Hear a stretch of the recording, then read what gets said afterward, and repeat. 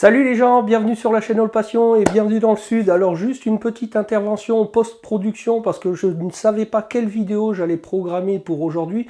Mais en tout cas c'est l'opportunité pour moi de te présenter tous mes meilleurs vœux pour cette nouvelle année. De te souhaiter tout le meilleur, que ce soit d'un point de vue personnel ou professionnel.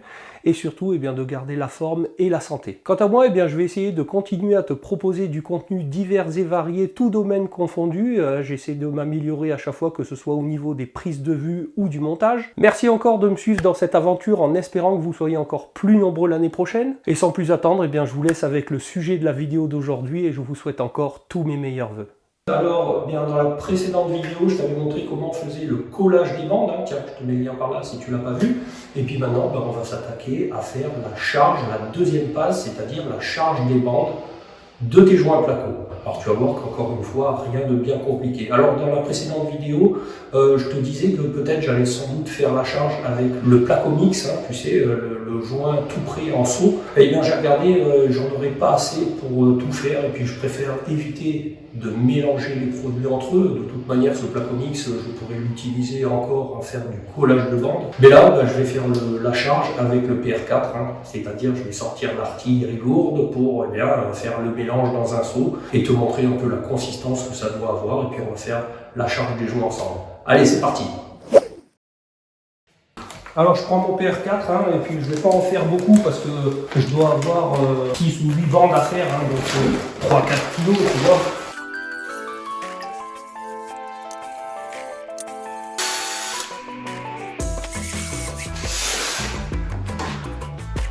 Bon, tu vois la consistance? Ça c'est la bonne consistance, par exemple, tu vois, pour mettre dans le banjo Delco dont je te parlais. Tu vois, il faut qu'il y ait cette consistance, rien à voir on peut avoir dans le seau de placo joint tout prêt, de placo mix. Tu as vu, là c'est très liquide et c'est cette consistance-là qui te permettra dans le banjo, par exemple, si tu l'utilises, que ça coule parfaitement pour enduire tes bandes à joint dans ton dérouleur. Moi, c'est cette consistance-là que je vais utiliser pour faire la phase de charge. Alors, tu n'as pas besoin non plus de te stresser, de te speeder pour faire tes joints, ta charge. Regarde, je te rappelle, le 4, c'est 4 heures de séchage. Regarde, tu vois, même sur le sac, il y a marqué 3 heures d'utilisation. Donc, tu as quand même le temps de l'employer avant qu'il commence à tirer. Alors, bien sûr, ça, c'est assez traître parce que si tu gardes ton produit un peu longtemps, il va figer petit à petit. Tu vas vite t'en rendre compte qu'il sera inutilisable si tu l'as stocké dans un coin depuis un moment. Alors regarde, tu vois moi ce que j'utilise, le boule à cake, ça vaut pas très cher, mais c'est un petit réceptacle qui est un peu, tu vois, biseauté sur le côté comme tes spatules, et ce qui va te permettre de mettre ton produit à l'intérieur et de pouvoir l'avoir et le porter avec toi. Ça va être, tu vois, je vais te montrer, ustensile très utile quand tu fais des joints placo.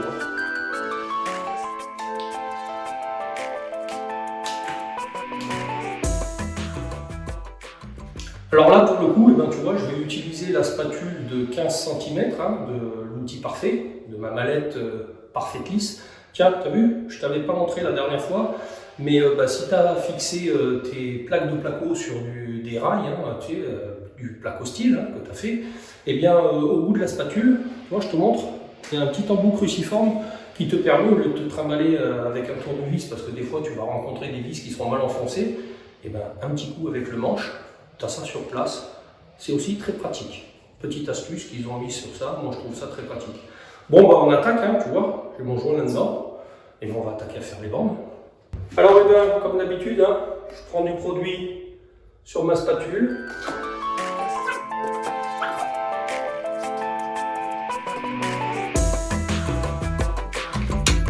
Et ensuite,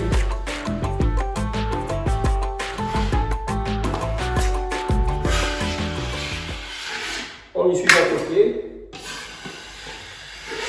on essuie de l'autre, et la charge est faite. Alors tu vois, même s'il y a des petites imperfections, je ne sais pas si tu les vois, c'est pas grave, puisque la passe de finition viendra couvrir encore tout ça. Bon, voilà la première bande chargée, restera plus que la passe de finition. C'est plutôt pas mal. Je vais te remontrer un peu plus près. Alors, je vais t'expliquer en détail comment j'ai fait. Tu vois, quand j'étale, je commence par mettre du produit comme ceci.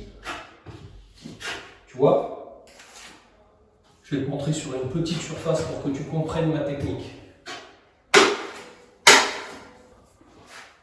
Une fois que j'ai étalé, tu vois, que j'ai chargé ma bande, je passe une première fois comme ça, tu vois, à 45, sans trop appuyer, tu vois, je récupère un peu de la matière là-dessus. Et ensuite, eh bien, tu vois, tu vas essayer de mettre ta spatule légèrement inclinée comme ça, pour pouvoir prendre appui ici.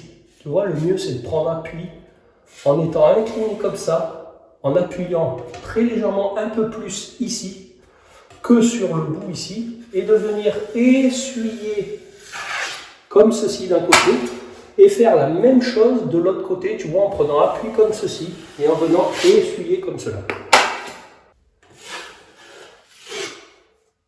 De sorte à avoir fait, tu vois, et bien être venu mourir sur le bord de cette feuille de placo ici, et mourir sur cette feuille de placo ici. Et ensuite, eh bien, à la fin, tu peux éventuellement repasser un petit coup sur le milieu comme cela. Et le haut de ta bande, tu vois, est fait. Alors, je te rappelle, hein, tout ce que tu tombes par terre reste au sol à partir de cette étape. Le produit qui tombe par terre, au risque de ramasser des merdes et ensuite de te pourrir ta bande, tu ne ramasses pas ce qui tombe par terre. Ce qui tombe par terre, ben, c'est tant pis pour toi, j'ai envie de te dire. Donc, j'appuie, tu vois, sur le côté comme ça, et je vais essayer de venir m'ouvrir pour essuyer de ce côté. Et ensuite, je fais la même chose de ce côté. D'ailleurs, tu peux voir qu'au milieu, eh bien, les deux matières, enfin, ce que j'ai poussé d'un côté, ce que j'ai poussé de l'autre, ça se retrouve au milieu. Et éventuellement, tu vois, ça rabat la matière sur le centre. Et ensuite, eh bien, tu repasses un léger coup au milieu comme ceci. Et tu as fait ta charge de bande. Tu vois, c'est pas bien compliqué. Alors, je te dis pas que ça vient au premier coup, mais dans cette étape-là, encore, ne t'acharne pas si tu vois encore des petits défauts. C'est pas grave, encore une fois. N'oublie pas qu'il y a encore une passe de finition. Et là, c'est là où tu t'appliqueras pour finir et avoir une finition parfaite. Mais encore une fois, dans cette étape-là, ça n'est pas grave. C'est mieux de faire le mieux possible, mais c'est encore pas une obligation. Ne t'acharne pas à vouloir une finition impeccable. Tu vois, là, moi, comme ça me convient parfaitement. Et tu verras que le résultat à la fin sera aussi parfait. Bon, je vais te mettre en accéléré, histoire qu'on avance un peu sur cette dernière bande. Et ensuite, eh ben, je te montrerai pour faire les bandes d'angle. Et je te montrerai aussi que j'ai une spatule exprès pour les angles. Alors, je sais que les pros, eux, ils font pareil que ça parce qu'ils essuient bien. Mais enfin, moi, j'ai acheté ça et puis ça marche plutôt pas mal aussi. Alors, je vais te montrer un peu comment j'utilise ça. Bon, voilà, la charge des 3 bandes verticales est faite. Et puis maintenant, je vais te montrer. On va faire la bande plafond. Alors, tu vois, ça, c'est une spatule d'angle que de chez... Alors celle-là, c'est pas l'outil parfait, c'est Edma. Donc, comme l'étape précédente, tu vois, où j'ai fait le collage de bande, je vais mettre de la matière sur le mur et en plafond. Et ensuite, eh bien, à 45 degrés, tu prends et tu viens appuyer les ailettes. Et tu viens appuyer comme ceci, tout le long. Et ça fait la charge de la bande. Allez, on fait ça, je te montre. Alors ensuite, comme je t'ai dit, eh bien, tu vois, avec cette spatule, eh bien, je pars d'un angle, je reste un peu incliné et je tire comme ceci.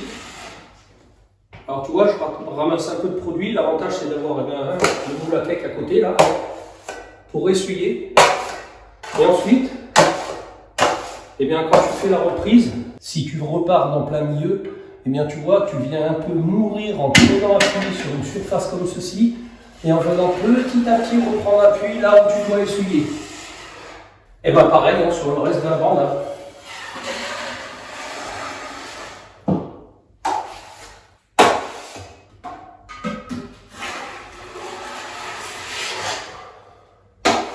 Bon voilà les gens pour bien la passe de charge des bandes à joint. Alors tu as vu, rien de bien compliqué. Au niveau des outils, une spatule de 15 cm.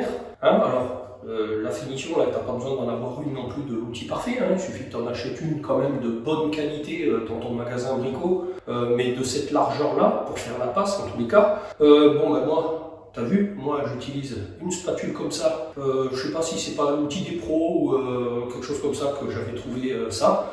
La spatule d'angle, franchement, je te la conseille. Pour faire les angles intérieurs comme ça, eh bien tu vois, ça essuie, ça fait le biseau sur les bords, c'est vraiment impeccable. Et alors ça aussi, je te le conseille, hein, ça vaut 10 balles je crois, le moule à cake, et ça t'as vu, t'as toujours ton réservoir à proximité ou pour essuyer aussi ta spatule, ça va quand même super bien. Bon, en attendant, moi j'ai une autre pièce à faire hein, avec le même nombre de bandes à peu près, hein, parce qu'il y a aussi un seul mur.